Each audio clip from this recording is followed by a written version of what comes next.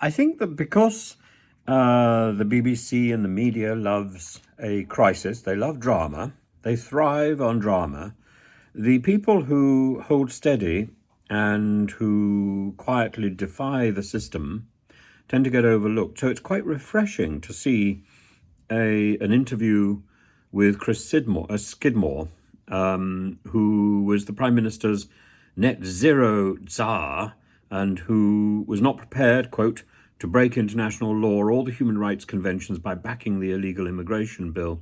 He was one of a number of Conservative MPs who has broken ranks to speak out. It's not unsurprising, but it is extraordinary that he's actually finally been given time on the media to say this.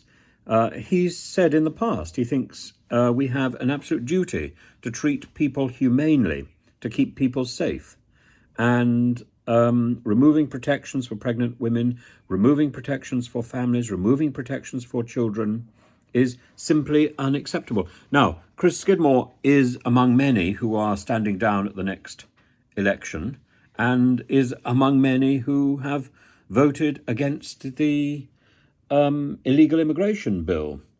And many former bigwigs in the Conservative Party have also spoken out against Suella Braverman's legislation, George Osborne being one of them, who said that some of the language used by Tories on immigration has been unacceptable. And it's so